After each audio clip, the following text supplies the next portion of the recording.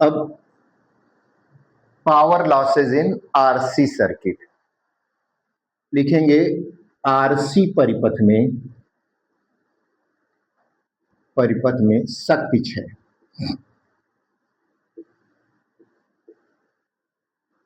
Are का मतलब हो गया बेटा प्रतिरोध, सी का मतलब हो गया संधारित्र।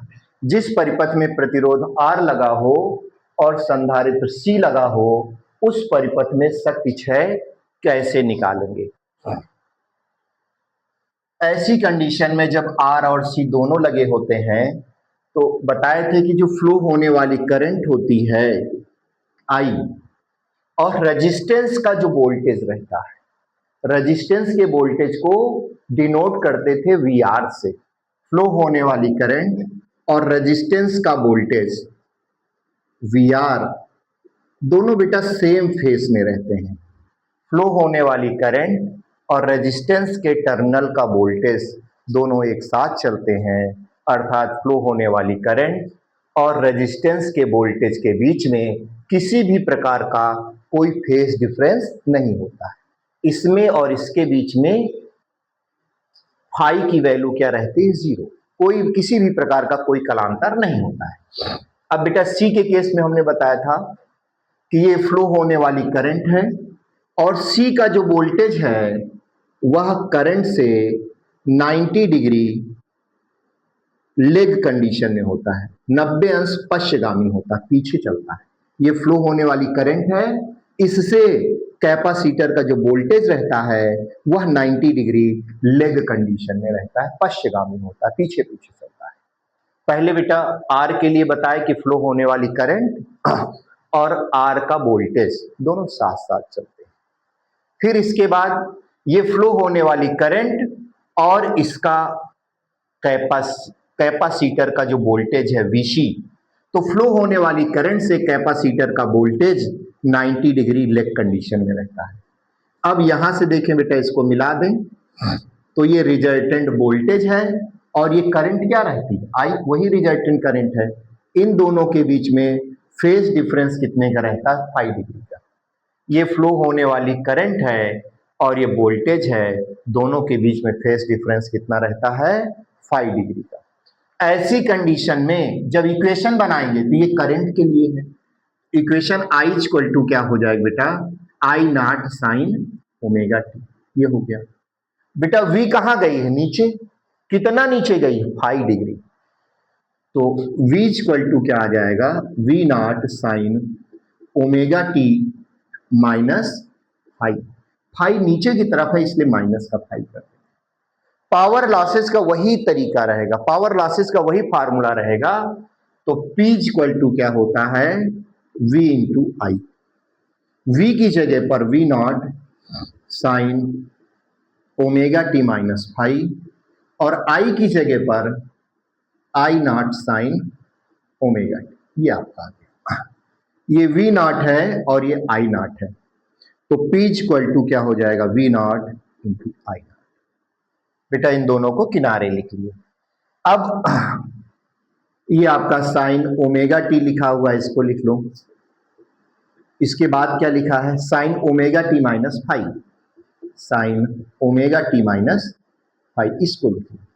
तो इसमें कुछ नहीं करेंगे, यहां कुछ नहीं करेंगे, इसमें भी अभी कुछ मत करिए। एक बेटा मैथ का फार्मूला है sine A minus B. Sine A minus B equal to क्या होता है? तो जरा देखो, हाँ, V naught into I naught into sine omega t into, बेटा इसका जो formula sine A minus B का, तो साइन ए माइनस बी का फार्मूला होता है sine omega T cos five minus cos omega T sine five, ऐसे हो जाता है। तो sine A minus B equal to क्या होता है? Sine A cos B minus cos A sine B, ये हो जाता है। अब इस साइन ओमेगा टी को अंदर कर दीजिए तो P इक्वल टू आ जाएगा V not into I naught into, अब इसको अंदर कर देंगे तो ये आ जाएगा sign square omega T cos 5 minus, इसको अंदर कर देंगे बेटा यहां पर ये साइन ओमेगा टी का यहां मल्टीप्लाई हुआ, साइन ओमेगा टी का यहां भी मल्टीप्लाई होगा, तो क्या हो जाएगा sine omega T cos omega t into sine phi, इतना हो गया। अब आपको पता है वन कंप्लीट साइकिल के लिए साइन स्क्वायर ओमेगा टी की वैल्यू क्या होती है 1/2। वन कंप्लीट साइकिल के लिए साइन स्क्वायर ओमेगा टी की वैल्यू क्या होती है 1/2 होती है। ठीक, अब थोड़ा सा यहां देख लें बेटा, ये माइनस का साइन थोड़ा इधर शिफ्ट कर दें, 2 से मल्टीप्लाई कर दें, 2 से डिवाइड कर दें। जब 2 से मल्टीप्लाई करेंगे 2 से डिवाइड करेंगे 2 sine omega T cos omega t हो जाएगा। इसकी जगह पर क्या लिख देते हैं साइन 2 ओमेगा टी। देखिए P equal to V naught into I naught, V naught into I naught हो गया। अब sine omega T cos phi,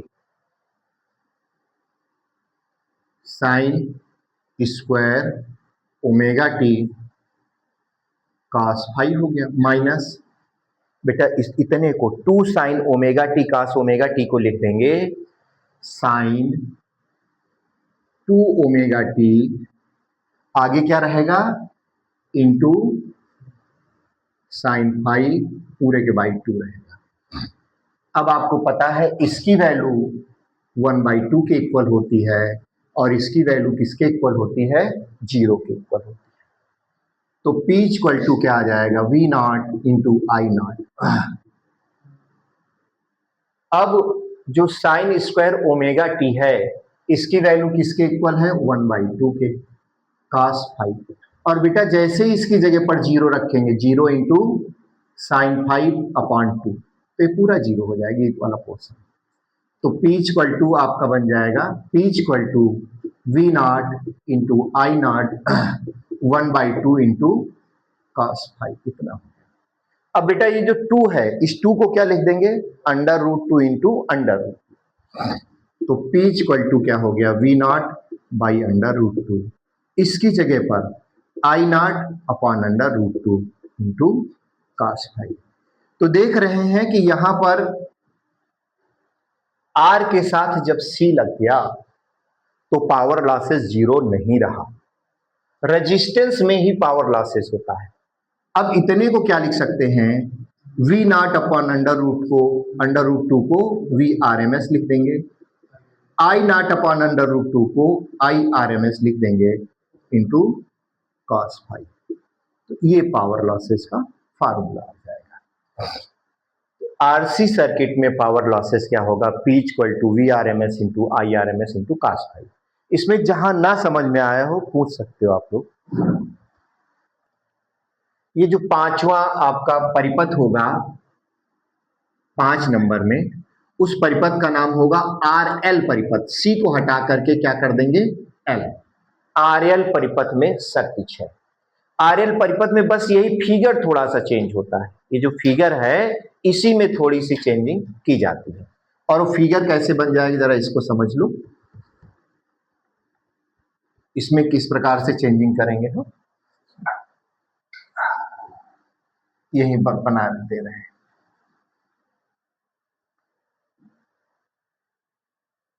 R के लिए बताया गया था आपको कि R में बहने वाली धारा, प्रतिरोध में बहने वाली धारा और प्रतिरोध का विभव दोनों साथ साथ चलते हैं। VR प्रतिरोध में बहने वाली धारा और प्रतिरोध का विभव VR दोनों साथ साथ चलते हैं, अर्थात इनके बीच में किसी भी प्रकार का कोई कलांतर नहीं होता है।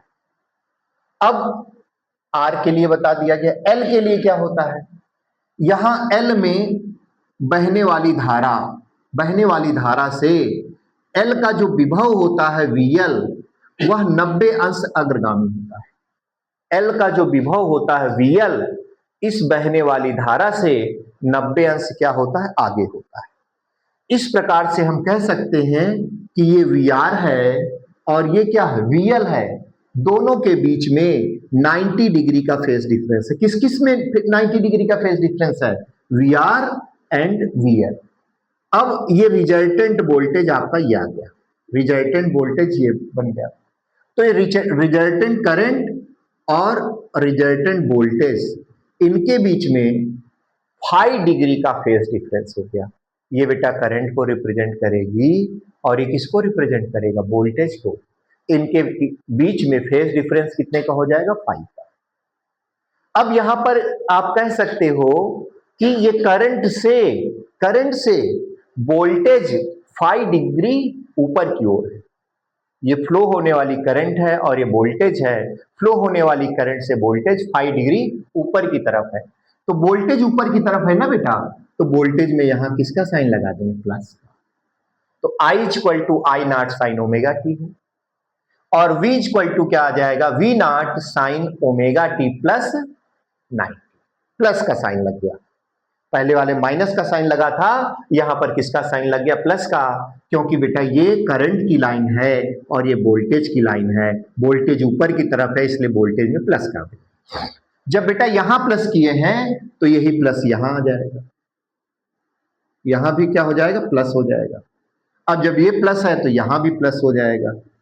अब जब ये प्लस है तो साइन ए प्लस बी का फार्मूला होता है sine A cos B plus plus cos A sine B, तो यहां भी प्लस का साइन हो जाएगा। तो ये प्लस रहेगा तो फिर भैया यहां भी प्लस का साइन हो जाएगा। अब ये प्लस का साइन रहेगा तो फिर यहां पर प्लस का साइन रहेगा, यहां भी प्लस का साइन रहेगा, बाकी सब वैसे ही, कहीं कोई परिवर्तन नहीं है। ठीक है,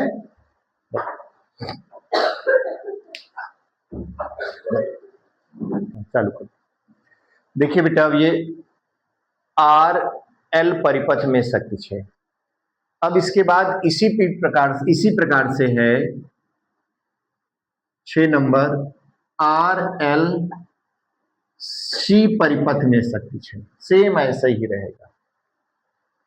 केवल यहां पर जो कास फाई है, जिन जिन फार्मूलों में कास फाई आया है, कास फाई की वैल्यू डिफरेंट पोजीशन पर डिफरेंट होती है। इस कास फाई को बोलते हैं भैया शक्ति 6, पावर फैक्टर, शक्ति गुणांक। क्या नाम है इसका, शक्ति गुणांक, पावर फैक्टर। पावर फैक्टर की वैल्यू डिफरेंट फिगर में डिफरेंट होगी। जैसे कास फाई की वैल्यू हमें फाइंड करना है, कास फाई निकालना है। कास फाई इक्वल टू क्या होता है, बेस अपान हाइपोटेनस, आधार बटे कर्ण। तो बेस क्या है, वी आर अपान वी, वैसे ही हो जाएगा। वी आर की जगह पर आप क्या रख सकते हो, आई आर, और वी की जगह पर आई जेड। तो आई से आई कट जाएगा, आर अपान जेड आ जाएगा। ठीक, तो शक्ति गुणांक का मान इस चित्र की सहायता से हम निकाल लेंगे। ये आपका आधार है और ये कर्ण है, आधार में वी आर है, कर्ण में वी। तो आर, अब इसके बाद देखिए आर एल सी परिपथ में शक्ति 6 बता रहे हैं, जिसमें 3 के तीनों लगे होते हैं, आर भी लगा होता है, एल भी लगा होता है और सी भी लगा होता है। तो उसमें शक्ति 6 की वैल्यू कितनी होगी, तो जरा फिगर से समझ लें।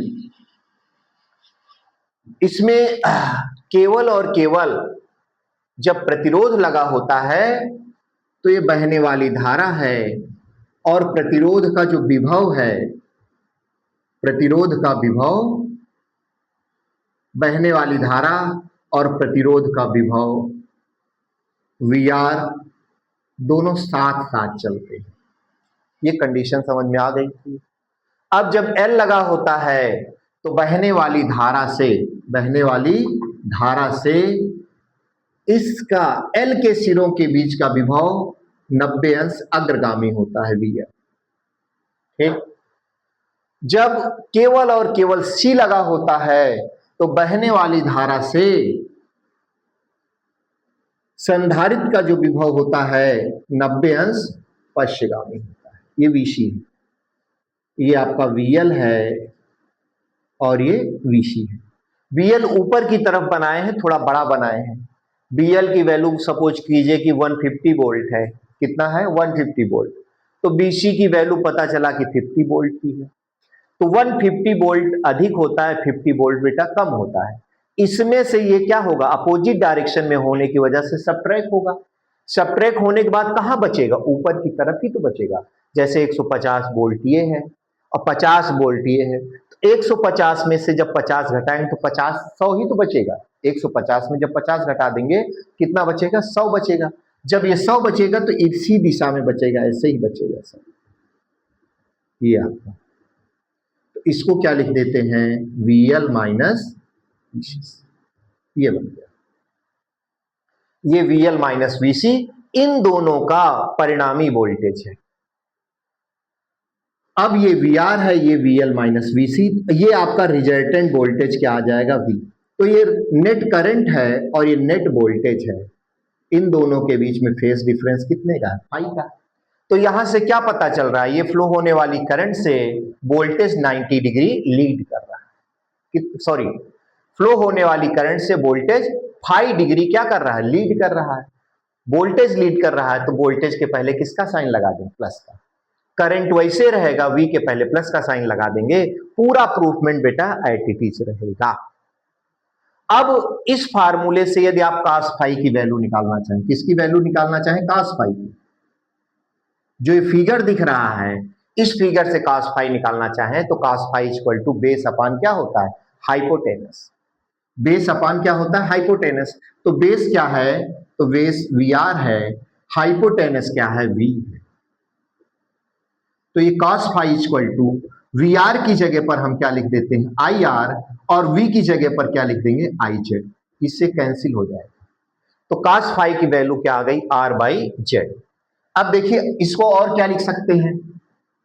cos phi equal to R by Z है, तो R तो वही रहेगा, और Z के लिए बेटा फार्मूला हमने पीछे वाले प्रूफमेंट में बताया था कि Z स्क्वायर इक्वल टू होता है R square plus XL minus XC का होल स्क्वायर।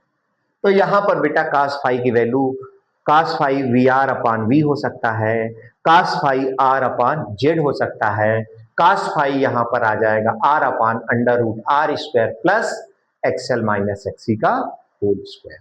ये पूरा आपका RLC परिपथ में शक्ति क्षय का formula P equal to VRMS into IRMS into cos फाई। cos फाई को बोलते हैं पावर फैक्टर, शक्ति गुणांक।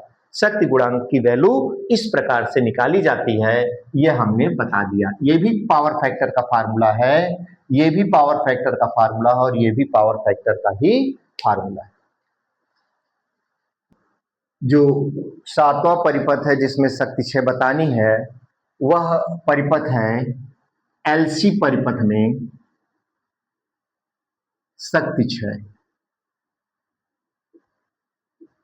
तो LC परिपथ में शक्ति क्षय का मान कितना होगा? इसका फिगर किस प्रकार से बनाएंगे? पहले ये कंसीडर करेंगे कि परिपथ में केवल L लगा है, प्रेरकत्व कुंडली L केवल लगी हुई है, तो इसमें बहने वाली धारा I से प्रेरकत्व कुंडली L का जो विभव होता है वह 90 अंश अग्रगामी होता है। कितने अंश अग्रगामी होता है बेटा? 90 अंश। बहने वाली धारा I से प्रेरकत्व कुंडली का जो विभव है VL वह 90 अंश अग्रगामी होता है। तो यहां बेटा 90 डिग्री इसको लीड करा दिए। अब C के केस में बहने वाली धारा I से जो संधारित्र के सिरों के बीच का विभव VC होता है वह बहने वाली धारा I से 90 अंश पश्चगामी होता है, लेग कंडीशन में रहता है। इस प्रकार से देखते हैं VL और VC के बीच में 180 डिग्री का फेज डिफरेंस हो गया। VL और VC के बीच में कितने का फेज डिफरेंस हो गया? 90 डिग्री है ऊपर और 90 डिग्री है नीचे, तो दोनों के बीच में फेज डिफरेंस कितने का हो गया? 180 डिग्री का। और बताए हैं इसकी वैल्यू थोड़ी ज्यादा होती है। प्रेरकत्व के सिरों पर वोल्टेज संधारित्र के सिरों की तुलना में ज्यादा आ ही जाता है, यहां पर वोल्टेज ज्यादा रहता है और यहां पर वोल्टेज कम रहता है, तो इस अधिक वाले मान में से कम वाले मान को घटा देंगे, तो ये आपका वोल्टेज आ जाएगा V equal to VL minus VC। बेटा यहां केवल दो वोल्टेज है, एक वोल्टेज VL वाला है, दूसरा वोल्टेज VC वाला है। VL वाला वोल्टेज ऊपर की ओर है, VC वाला वोल्टेज नीचे की ओर है, तो VL में VC को घटा देते हैं तो ये रिजल्टेंट वोल्टेज आ जाता है। ये V क्या है? रिजल्टेंट वोल्टेज है। तो बेटा रिजल्टेंट वोल्टेज को थोड़ा सा यहां पर मोटा हमने डार्क कर दिया है। तो ये फ्लो होने वाली करंट है, देखिए बेटा ध्यान से, ये फ्लो होने वाली करंट है और ये रिजल्टेंट वोल्टेज है। दोनों के बीच में फेज डिफरेंस कितने का आ गया? 90 डिग्री। ये बेटा करंट है, ठीक है, और ये रिजल्टेंट वोल्टेज है। दोनों के बीच में 90 डिग्री का फेज डिफरेंस है। तो करंट से वोल्टेज 90 डिग्री लीड कर रही है। तो करंट के लिए इक्वेशन बना देंगे I equal to I naught sine omega t. Voltage के लिए इक्वेशन बना देंगे V equal to V naught sine omega t plus 90 degree. ऐसे लिखेंगे। अब यहां पर इसको थोड़ा सा करेक्ट कर लेंगे, वी नॉट साइन, इसे 90 प्लस ओमेगा टी भी लिख सकते हैं, 90 डिग्री प्लस ओमेगा टी। और sine 90 degree plus omega T को क्या लिख देते हैं बेटा? Sine 90 plus theta equal to क्या होता है?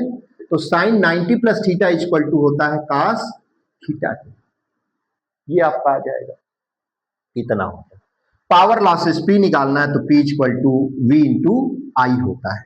तो P इक्वल टू वी की जगह पर लिख देंगे V naught cos omega t, और I की जगह पर क्या लिख देंगे? I naught sine omega T.